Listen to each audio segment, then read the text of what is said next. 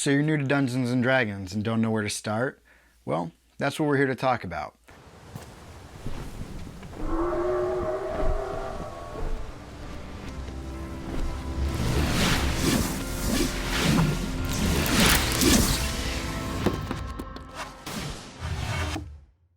To play Dungeons & Dragons, you either have to create a character or be the Dungeon Master. Assuming you're a player, you'll need to have one of these. It's a character sheet. This has all the information that you'll need about your character, whether that's personal information, your inventory, spells, abilities, strengths, and weaknesses. Each character at the table will have their own personalized character sheet. We're going to go over what you need to know on that sheet to play your first game. We're only going to hit the most important points, so don't worry too much about any of the small details we may have missed. We're going to leave those alone for now, and if you have questions, feel free to leave them in the comments section. The very first thing you need to know is, where do you get your character sheet? So right now the most current edition is 5th edition, so you'd look up Dungeons & Dragons 5th edition character sheet. Wizards of the Coast provides this for free online, as well as the basic rules, or SRD. One thing I would suggest finding out before you roll up your character is finding out how your Dungeon Master wants you to create a character. There's 3 ways that people typically make characters: standard array, point buy, or you roll them up. If your DM tells you that you're using standard array or point buy, I would first suggest you go to dndbeyond.com, I'll leave the link in the description, and just go step by step through their process to make your character. It'll allow you to pick race, class, any subclasses if you're at that level yet, and it'll give you a quick rundown of what your character will look like, and even give you a printable character sheet like you see up here.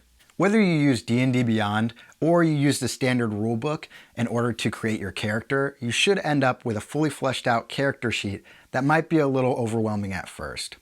We're going to walk you through what you need to know on that character sheet, where it is, and why it's important, so that you're not lost when you sit down at your first game.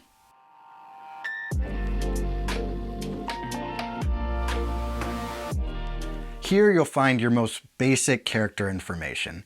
Your name, your character's name, race, class, things like that. Just basic at a glance, who is my character? If someone asks, what kind of character do you play?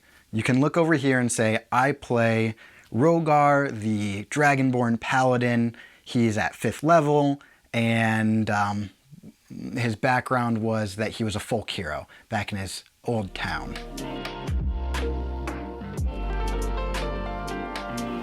This second section is by far the most important. You're going to be looking at this section most often. This is where all of your ability checks and saving throws are coming from. Whenever the Dungeon Master asks you to make a check, say an athletics check, you'll look down the line, find athletics, and whatever number is there, it'll be a plus or a minus or a 0.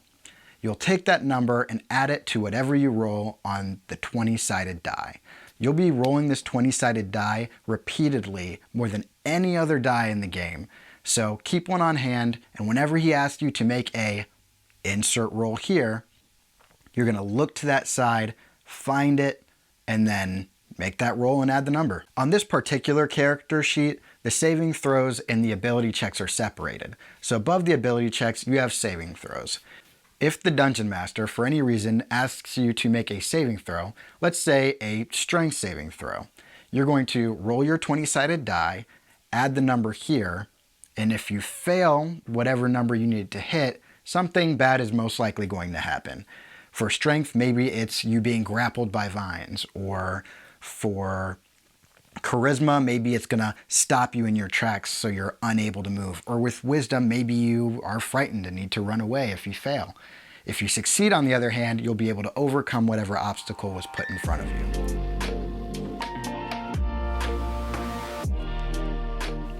This third area is the first place you're gonna look when combat begins. The Dungeon Master will normally start combat by saying, everyone roll initiative. You'll see a small box here where it says initiative. This is typically your dexterity modifier, or if you just look at your dexterity plus, that's going to fill the initiative square. You'll roll your d20, add whatever is in that box, and that'll determine what order you're in. Just tell the Dungeon Master what your roll total was, and then he'll tell you where in the order you are. Also, what you'll find in this square is armor class. This is the number that the Dungeon Master has to roll in order to hit you. If he rolls below your armor class, then the swing misses. If he rolls above it, then you take damage, which is why your current hit points are important. Your maximum hit points are how many hit points you have when you're fresh at the beginning of the day. Any hit points that you take in damage will bring that down to your current hit points. Last thing in this square is your speed. This is pretty important because it determines how much you can move in a turn. If you have a speed of 30, then that means that you can move 30 feet. If you're using a standard battle map, it looks kind of like this, just a simple grid. Each square is considered 5 feet. So if you can move up to 30 feet, that means that in a round when you move, you can move 6 squares. Just below that square, you'll have hit die and death saving throws. Hit dies are something that you'll only use on a short rest, so if you ever have the opportunity to take a short rest, ask your DM about them and I'm sure they'll be kind enough to explain. Death saving throws are a little bit different. Different tables handle them differently, but in the official rules, death saving throws happen after you hit 0 hit points. If you go below 0, then you are knocked unconscious. Every round that you stay unconscious, you will have to make a death saving throw. If you fail, then you circle in a failure. If you succeed, circle in a success. The first to 3 wins out. 3 failed death saving throws and your character is done. 3 successful and your character is stabilized. They are no longer in danger of dying at that moment. They're up to 1 hit point, and if they're healed, they could just be fine.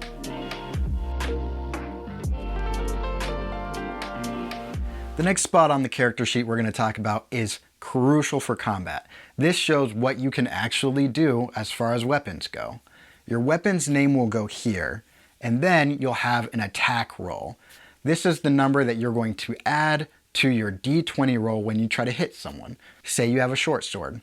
You'll have short sword listed here, and then a number, usually reflected by either your strength or your dexterity here. Take your 20-sided die, roll it, and then add the number in the attack box. That will tell you whether or not you hit based on what the DM says. If you rolled a 16 and you have a +2, it gives you an 18. The DM will tell you, yes, that hits, or no, that doesn't. If it does hit, your next box is your damage output. These are the dice that you will roll when you need to deal that damage. I would suggest setting them aside, so if you do 1d6 damage, set 1d6 aside at the beginning of the game so that you know every time you hit, you'll roll that d6 and add whatever number is beside it in the box. You may have multiple different weapons that do different damage amounts. Make sure to speak with your DM to ensure that this block is filled out correctly. I don't know of many campaigns I've been a part of where someone in the beginning of the campaign didn't have some numbers crossed or mixed up here. For this next page, if you're not planning on playing a spellcaster, which is completely okay, and I would probably suggest not playing a spellcaster your first time out, if you are planning on playing a spellcaster, this page is what you need to know, for sure. So different classes have different abilities or stats that they use to cast spells. Your spellcasting ability is based on your class. If you're a wizard, you have intelligence. If you are a bard, you're looking at charisma. If you're a druid, you're probably looking at wisdom. If in the spell description it says that they need to make a saving throw, then this is the number that the enemy will need to overcome in order to lessen or avoid the negative aspects of that spell. This is your spell attack bonus, and this works the same way as a weapon attack would. You would roll your die, add this number to it, and that's anytime you're casting a spell where you need to roll to hit. Now on to your spell list. In your spell list, you have different levels of spells. First you have cantrips. You can pretty much cast these willy-nilly. There's no limit on the number of cantrips that you can cast per day, so cast them pretty much at will. But make sure that you're using the correct action economy. If it says it's an action, you have to cast it as an action. If you says that it costs a bonus action, you can cast it as a bonus action. After that, you have first, second, third, fourth, it goes on. And each spell slot that you have only has so many times that you can cast it per day. When it comes to preparing spells and picking your spells for the day, talk to your dungeon master. They're going to be much bigger help than anything that I can say in the next 20 seconds. An important thing to note is that your spell slots increase with your levels. So as you gain levels, you will gain a higher number of spell slots and a greater spell slot level. So at first level, you might only have a couple of spell slots in first and second level. But as you grow as a caster, eventually you'll have 5th, 6th, 7th level spell slots. Pretty great. This last page is everything else about your character. This is where you have the rest of your backstory information, how they specifically look. Do they have a scar on their face? Do they have allies or enemies that are already out in the world? Put all your interesting character information on this page, or any information that might come up that you want to remember in the future. It's also not a bad place to place your inventory. So as a quick review, make sure you know your character's name and what race and class they are.